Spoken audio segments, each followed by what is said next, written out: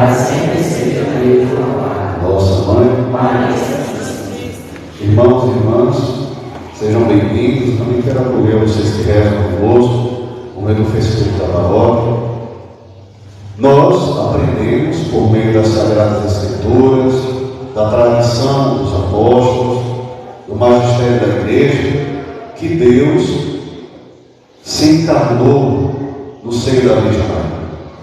O Verbo estava em Deus, e o Verbo era Deus, e se encarnou no seio da Virgem Maria e assumiu o que? A nossa humanidade. Deus assumiu a nossa carne. Mas este humilhar-se de Deus, assumindo a nossa fragilidade, é para a nossa divinização. Jesus veio ao nosso encontro para que possamos ser santos, para nos elevar à altura do Evangelho, às coisas do alto. E não é o processo contrário. Algumas pessoas o tempo todo tentam, essa palavra ela engasga, antropomorfizar Deus. E aí seria o processo contrário. Deus tem que parecer comigo. Não é isso que acontece. Deus assumiu a nossa carne, nossa fragilidade, mas não o nosso pecado. Ele morreu por nossos pecados. Mas Cristo não se tornou pecador. Ao contrário, é para que a gente possa, buscar este caminho de salvação.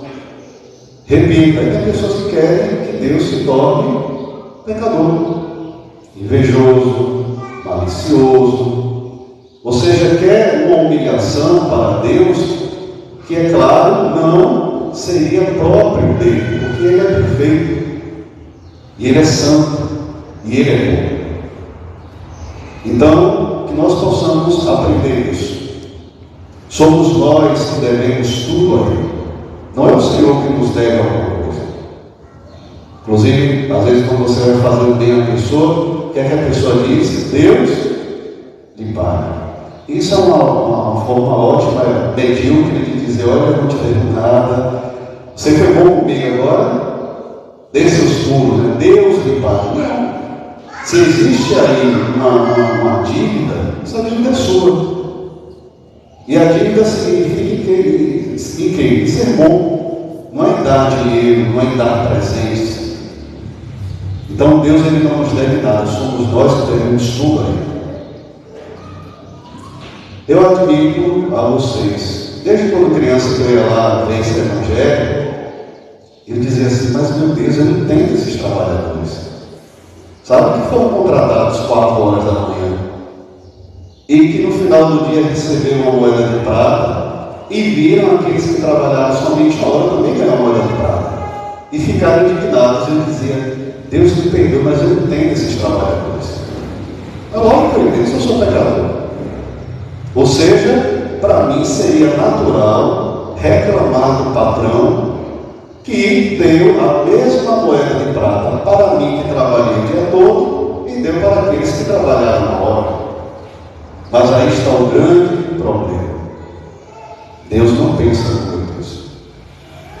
E a primeira leitura deixa claro: o pensamento de Deus está anos-luz à frente do nosso.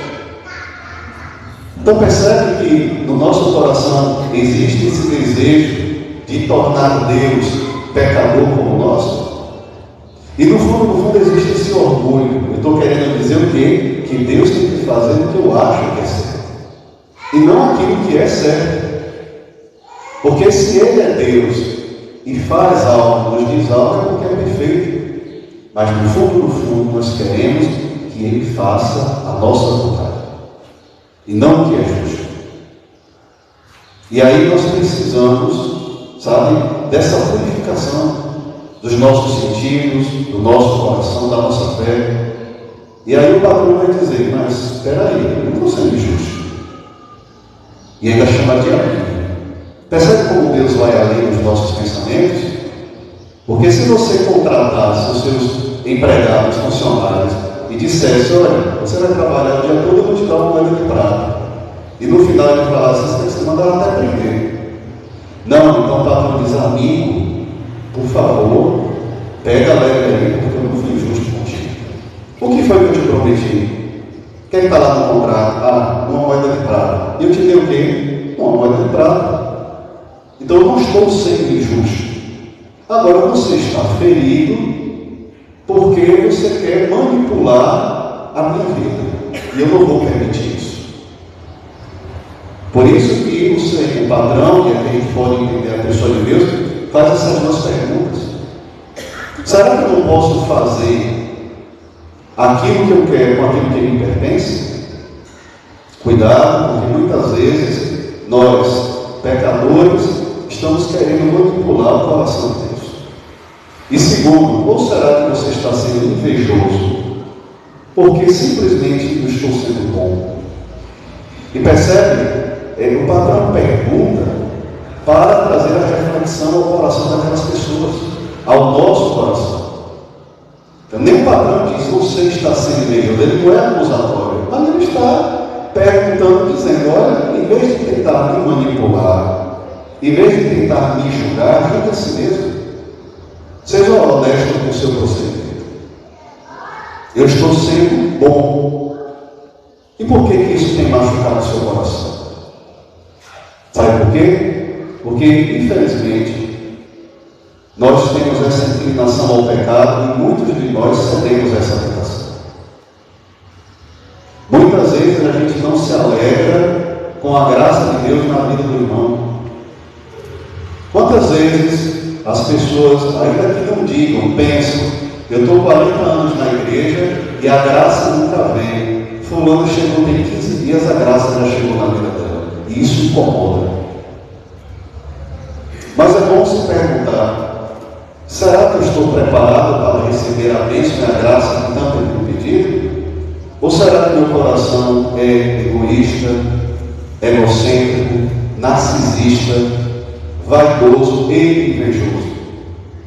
Porque muitas vezes a gente pede a bênção a Deus, só que a gente não permite que o nosso próprio coração esteja preparado para acolher a graça dele. E o próprio Deus nos ensina a não darmos pérolas aos pobres. Às vezes você está tão preocupado a vida toda com a vida dos outros, que às vezes o próprio Deus já lhe deu a bênção e você nem sequer percebeu. Por quê? Porque você fica vivendo sempre uma relação de rivalidade com o seu irmão. Aí Deus te deu a bênção da cura, a bênção da saúde, a bênção da libertação do seu filho. Ah, não, mas a bênção na vida do outro foi maior. Então isso me incomoda. Mas foi maior na sua visão que é corrompida. Deus sabe do que nós precisamos. Então que nós possamos ter honestidade intelectual, espiritual e humana de reconhecermos que muitas vezes nosso coração ele é invejoso. Por quê? Porque nós nos colocamos como centro. Então Deus nos deve alguma coisa, o irmão nos deve alguma coisa, e isso é uma das piores idolatrias que existe. Eu tiro Deus do centro e eu me coloco. Então muito cuidado, que nós possamos retornar aos nossos lares hoje, fazer esse exame de consciência. Será que eu tenho buscado a Deus, a igreja, a palavra, para ter um encontro pessoal com Deus? Ou será que a minha meta é sempre estar rivalizando com o outro? Como se fosse uma competição. Que nós possamos um dia chegar à grande graça de vivermos aquilo que São Paulo nos ensina na segunda leitura. Pouco importa morrer ou viver se a minha vida está em Cristo. Pouco importa as tribulações, as perseguições. Inclusive, ele está querendo dizer, pouco importa as coisas boas desta vida. Sabe por quê? Porque eu estou em Cristo. Eu não vou ser hipócrita de dizer que cheguei a este fim. Deus sabe. Mas que a gente possa pedir ao Espírito Santo que vá nos convertendo a chegarmos a essa maturidade espiritual, de não estarmos preocupados com o pagamento que nós iremos receber aqui, porque a gente já vai ter entendido que a verdadeira glória e a graça não estão aqui nesse mundo, mas é o que? O reino de Deus. Para encerrar essa reflexão, lembre-se sempre, não é a igreja que tem que se dobrar aos seus caprichos, não é a palavra de Deus que tem que se dobrar aos seus agrados, não é Deus que te deve alguma coisa ou me deve alguma coisa, e somos nós que devemos tudo a Ele. E se formos convidados, e nós somos convidados a participar da vinha dele, da igreja dele, que nós sejamos gratos, humildes, e que a nossa vida seja um louvor a Deus. E você viu seu irmão crescer na fé, viu a graça acontecer na vida dele, por favor, se alegre, porque se Deus está sendo bom com ele, certamente ele já foi bom com você, e ele é bom o tempo todo. Assim seja. Amém.